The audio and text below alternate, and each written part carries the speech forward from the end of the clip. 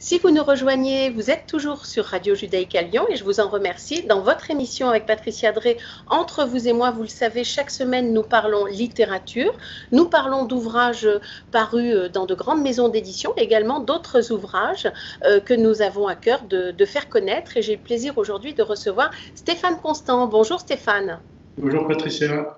Bonjour à vous, bienvenue sur Radio Judaïque à Lyon pour une première interview, peut-être pas la dernière d'ailleurs, mais je pense que certains de nos auditeurs vous connaissent et ou ont entendu parler de vous, parce qu'en effet, vous êtes instructeur de Krav Maga depuis plusieurs années dans notre région, vous êtes diplômé d'État et vous avez déjà formé plus de 3000 élèves, enfants, ados et adultes. On va en reparler dans un instant avec vous. Avant de présenter votre livre intitulé Krav Maga pour les enfants que je montre à la caméra, puisque vous le savez, nous sommes en vidéo depuis quelques mois. Quelques mots peut-être pour présenter votre parcours personnel. Stéphane, expliquez-nous un petit peu d'où viennent votre intérêt et votre don pour les arts martiaux en général et le Krav Maga en particulier. Alors en fait, depuis tout petit, je pratique les sports de combat. Donc au début, c'était comme beaucoup d'enfants de ma génération avec Bruce Lee, etc. Et puis, ayant vécu dans une cité, dans plusieurs cités, j'ai pu réaliser l'efficacité ou pas des arts martiaux, on va dire traditionnels, avec leurs limites, avec des règles de compétition, etc. Et en fait, ce que j'ai toujours recherché depuis tout petit, c'est une méthode comme le Krav Maga, que je ne connaissais pas malheureusement quand j'étais tout petit. Et après plusieurs années, environ une dizaine d'années de sport de combat, notamment avec du karaté, du jiu-jitsu brésilien, de la boxe thaï, beaucoup d'années de boxe thaï, je suis devenu vraiment passionné par le Krav Maga. Et quand j'ai débuté la pratique, mon objectif c'était de devenir instructeur. Et une fois instructeur, mon objectif c'était de passer le grade d'expert. Et voilà, donc mon parcours très brièvement. Pour vous connaître un petit peu, Stéphane, j'ai eu tout de suite le sentiment que le Krav Maga correspondait davantage à votre tempérament, à votre personnalité, que les arts martiaux traditionnels. La méthode Krav Maga semble plus correspondre à votre approche de la vie, tout simplement, hein. Oui, tout à fait, puisque ce qu'on oublie souvent de dire, beaucoup mettre en avant l'image militaire, guerrière du Krav Maga, mais réellement le Krav Maga, lorsqu'il a été édifié pour les civils, c'était pour que chacun marche en paix. Donc ça me correspond parfaitement bien, puisque mon objectif, moi, depuis tout petit, c'était pas d'être un champion et d'alimenter mon ego avec des médailles, mais tout simplement d'apprendre à survivre face à une agression potentielle. Et c'est ce qui m'a passionné, c'est ce que j'essaie de transmettre aujourd'hui. Alors, vous le transmettez notamment à travers vos cours, bien sûr, mais aujourd'hui, à travers cet ouvrage que je remontre à la caméra, Krav Maga pour les enfants. Ce livre est dédié à votre fils, Léo. Ce livre est le fruit d'un projet, donc, on l'aura compris, à la fois professionnel et familial. Comment a-t-il reçu ce livre, Léo? Parce que j'imagine qu'il a participé quand même, alors peut-être pas à l'écriture bien sûr parce qu'il est encore jeune, mais il a participé à la fabrication de ce livre et il doit être aux premières loges, hein, j'imagine.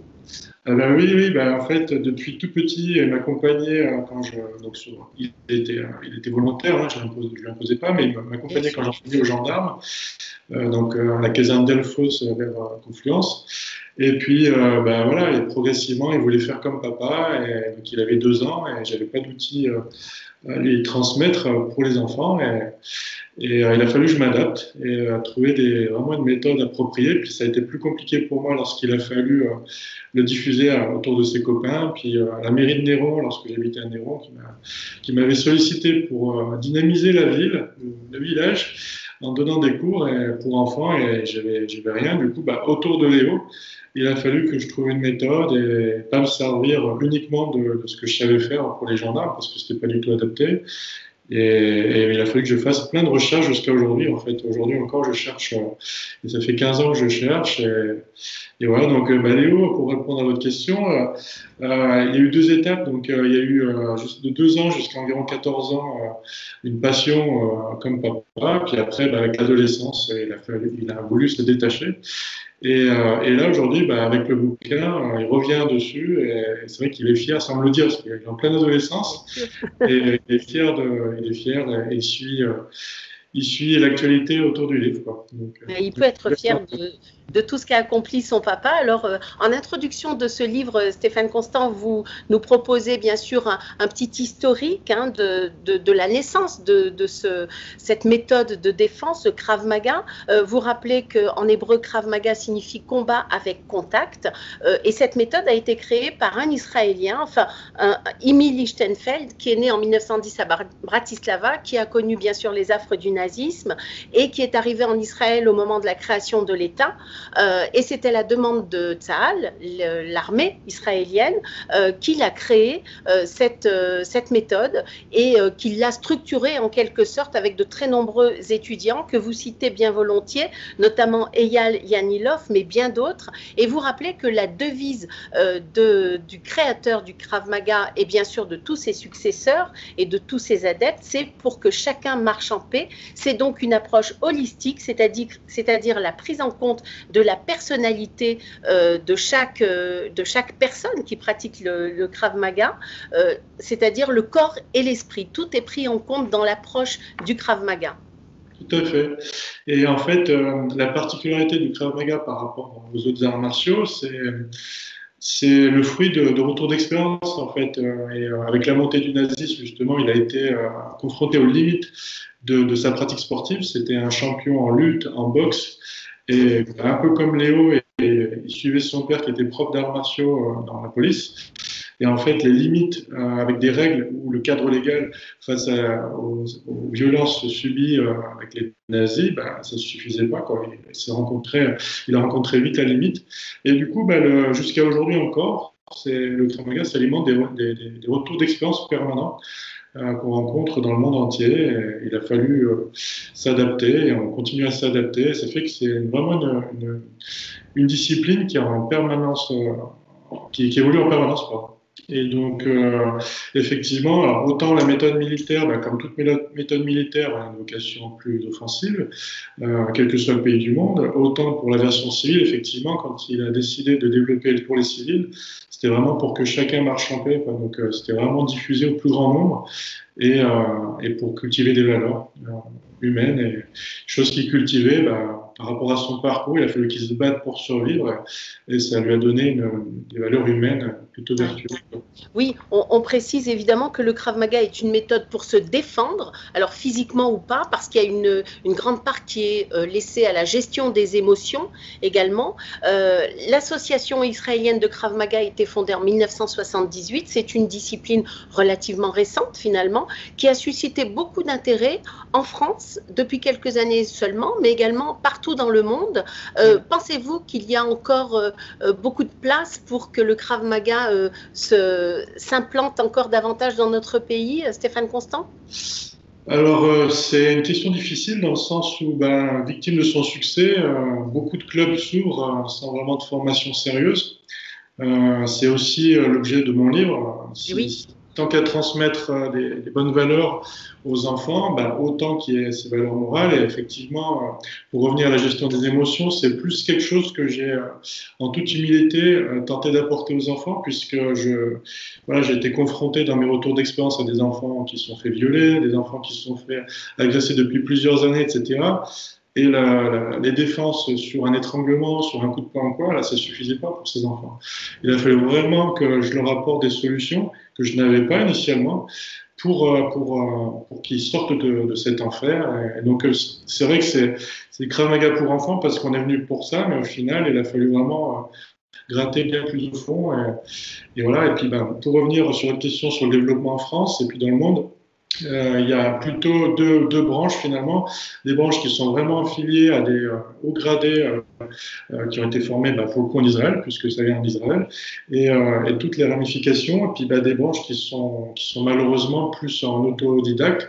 Oui. Et malheureusement, j'ai rencontré les nombreux échanges que j'ai pu avoir à des personnes qui avaient créé leur méthode de self-défense et puis pour que ça soit vendeur, ils mettaient le nom Krav Maga, oui, Krav Maga X, Krav Maga Y, et ça fait que ça perd de son entité originelle, quoi, et de ce que c'est censé montrer, avec les fruits du retour d'expérience, avec une certaine logique.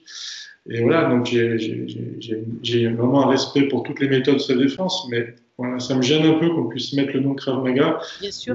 Lorsqu'on veut mettre juste une étiquette pour que ce soit vraiment. Oui, donc il faut être particulièrement vigilant si on souhaite inscrire son enfant à un cours de Krav Maga, effectivement. Alors, on va préciser que ce livre est destiné principalement aux parents et aux enseignants, à tous ceux qui encadrent des enfants, et préciser également, parce que c'est important, que c'est le premier livre pour le Krav Maga destiné aux enfants.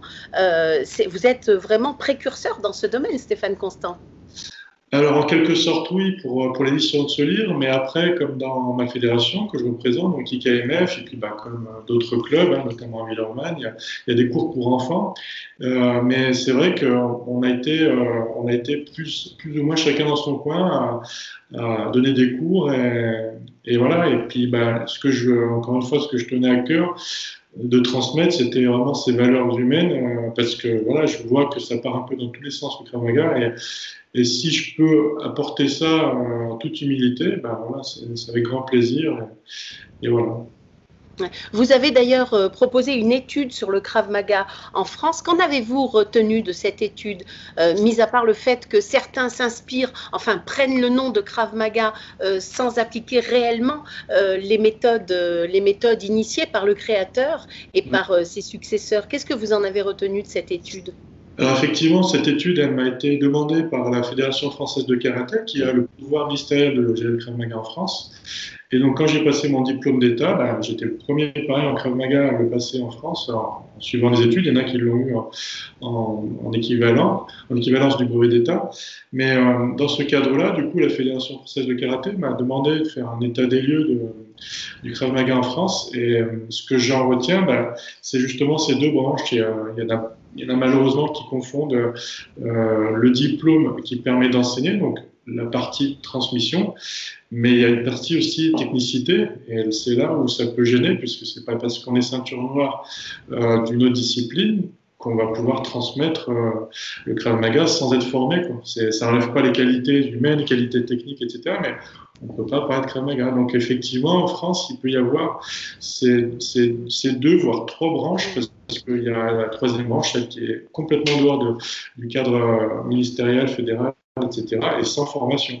Donc il y en a qui ont des bonnes formations, qui ont des formations seules depuis de nombreuses années en Krav Maga, qui ne sont pas forcément affiliés pour différents choix, pour différentes raisons, pardon, mais la troisième branche, c'est celle où il n'y a pas du tout de formation technique à proprement dit, comme je l'ai présenté en Krav Maga, et c'est sans dogme de ma fédération ou notre fédération.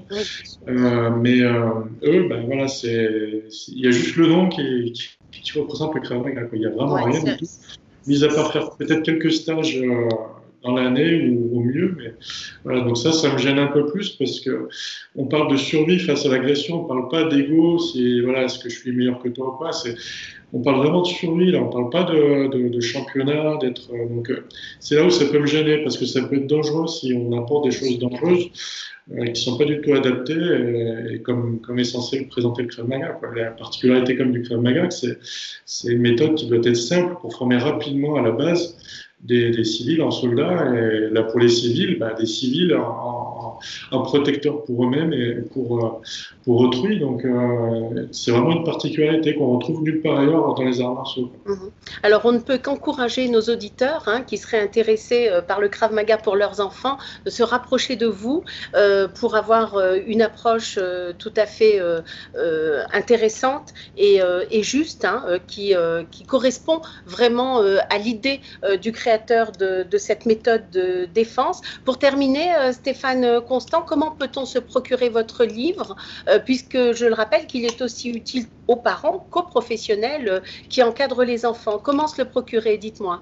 Alors oui, d'ailleurs, avant de vous répondre, c'est une petite particularité, c'est que j'ai appris que des élèves adolescents dans mes cours l'ont acheté, ils ont vraiment adoré, et ça leur apporte quelque chose. Alors je ne m'attendais pas du tout à ce retour, et effectivement, il y a tellement d'informations qui peuvent être intéressantes pour eux dans leur parcours de vie, comment ils vont évoluer au niveau physiologique, psychologique, et puis après les mises en situation, comment les gérer, etc.